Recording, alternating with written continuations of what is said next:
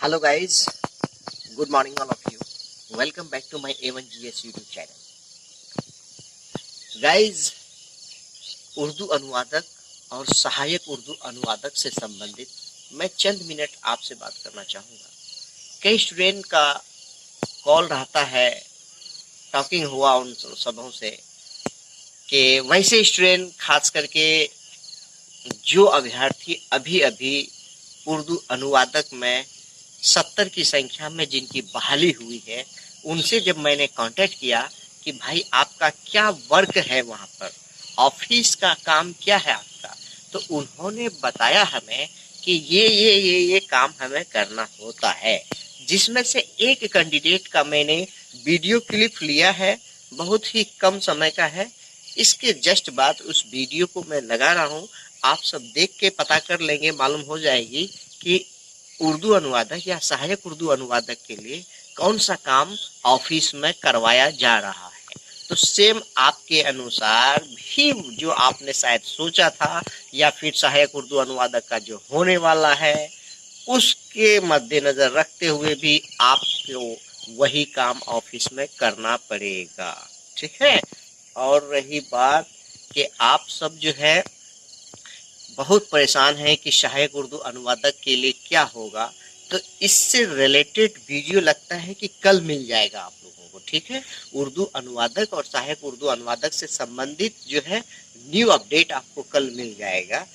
क्यों 70 सीट का अब मतलब ज्वाइनिंग करवाया, बाकी सीट कहाँ गए, और सहायक उर्दू अनुवादक के लिए जो है मामला अभी लंबित है या फिर क्या प्रोसेस चल रहा है उसका, क्यों मतलब लेट है, होगा या नहीं होगा, सब कुछ मैं नेक्स्ट वीडियो में बात करूंगा। लगता है कि कल 1 से 2 दिन के अंदर वो वीडियो आ जाएगा।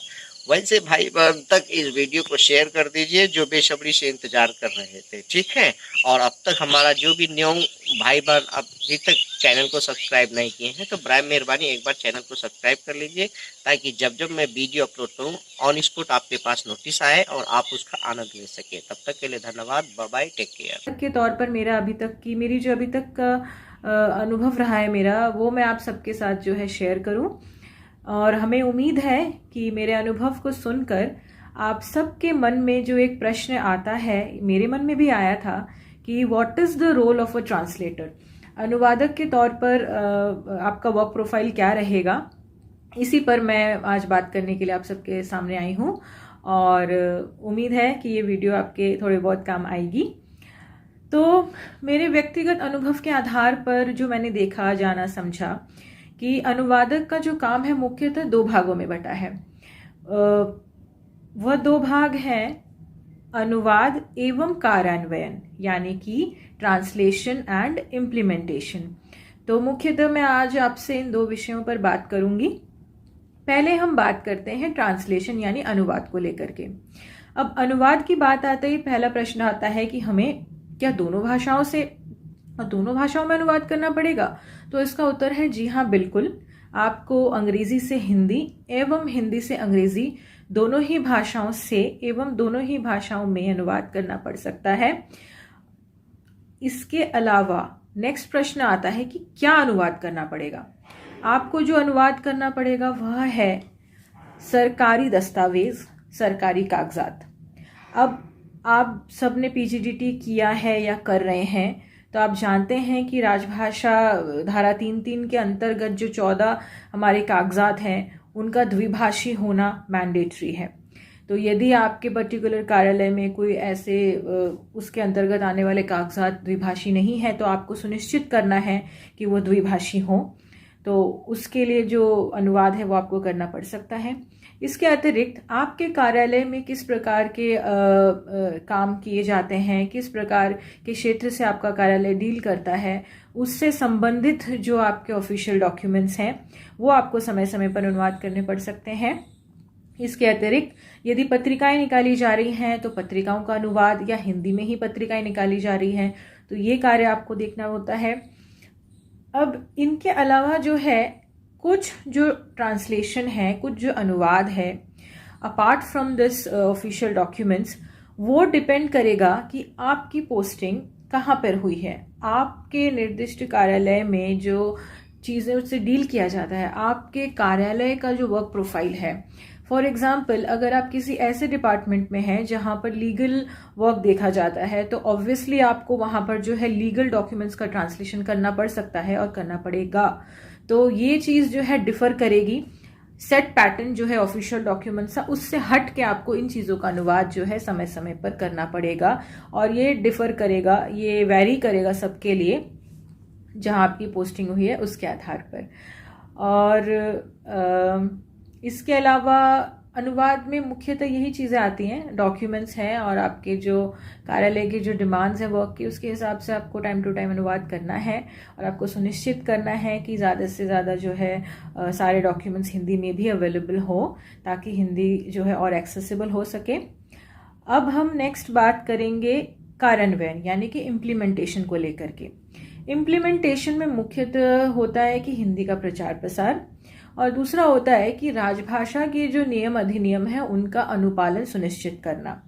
अब प्रचार प्रसार के अंतर्गत तो हम जानते ही हैं कि हमें कोशिश करनी है कि सभी कागजात जो हैं बराबर तरीके से अंग्रेजी एवं हिंदी में दोनों ही भाषाओं में बराबर रूप से इनका कार्य हो। हिंदी को जो है और हम आसान बना सके और सुगम तरीके से हिंदी में हम सरकारी कार्य कर सकें, और हिंदी को और एक्सेसिबल बना सकें बेसिकली। और इसके अलावा जो मैंने कहा कि राजभाषा की नियम अधिनियम का जो अनुपालन सुनिश्चित करना। अब प्रश्न आता है कि आप ये करेंगे कैसे। इसके लिए जो है, अब देखिए, आप सभी अवगत होंगे कि क ख ग 3 क्षेत्र में हम बांटते हैं जब भी हम हिंदी के प्रचार प्रसार की बात करते हैं।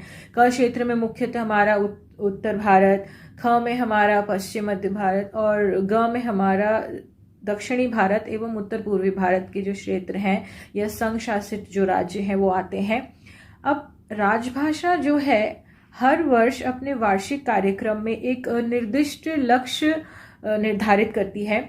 हमें उन निर्दिष्ट लक्ष्यों को ध्यान में रखते हुए ही हिंदी का जो है हिंदी में कार्य को बढ़ाना है, उस लक्ष्य की प्राप्ति की तरफ हमें काम करना होता है। और यही जो चीज़ है, यही मेन जो चीज़ है वो आती है हमारे इम्प्लीमेंटेशन वर्क में। अब इसको हम करें कैसे। अब देखिए, आप किसी भी कार्यालय में आप हैं तो वहाँ पे जो है फाइलों में काम होता है, जैसा कि जानते हैं हम सब, फाइलों में काम होता है, नोटिंग ड्राफ्टिंग होती है, या फिर पत्राचार होता है, या जैसे हमने अनुवाद में बात की कि जितने डॉक्यूमेंट्स ऑफिशियल जो डॉक्यूमेंट्स हैं वो होते हैं। तो अब वो सारी चीज़ें हिंदी में कितनी हो रही हैं या क्या उस लक्ष्य को प्राप्त कर पा रही हैं, नहीं कर पा रही हैं, इन चीज़ों को सुनिश्चित करना हमारा दायित्व होता है। अब हम इसको ट्रैक रखेंगे इस चीज़ का। इसके लिए हम जो करते हैं वो है क्वार्टरली रिपोर्ट एंड रिव्यू, यानी कि तिमाही रिपोर्टें भरी जाती हैं और फिर उनकी समीक्षा की जाती है। अब तिमाही रिपोर्ट क्या है। एक वर्ष को हम जो है 4 तिमाहियों में हम भाग करते हैं, 3-3 महीने का, जैसे जनवरी से मार्च, फिर अप्रैल से जून, इसी तरीके से जुलाई से सितंबर और अक्टूबर से दिसंबर। तो तिमाही रिपोर्ट में 2 भाग होते हैं। प्रथम भाग जो है तिमाही रिपोर्ट का, वो हर तिमाही में, ये जो 4 तिमाहियां मैंने आपको बताई, हर तिमाही में उसको भरना पड़ता है।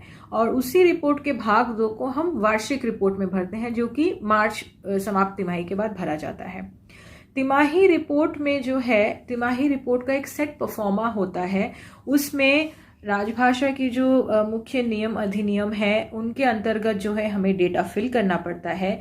जैसे कि राजभाषा धारा 3(3) के अंतर्गत कागजात क्या हिंदी में है, नहीं है, कितनी कार्यशालाएं जो है हिंदी में हुई, या कितनी प्रशासनिक बैठकों का काम जो है हिंदी में हुआ। इसके अलावा फाइलों पर कितनी टिप्पणियां हिंदी में हुई, नहीं हुई।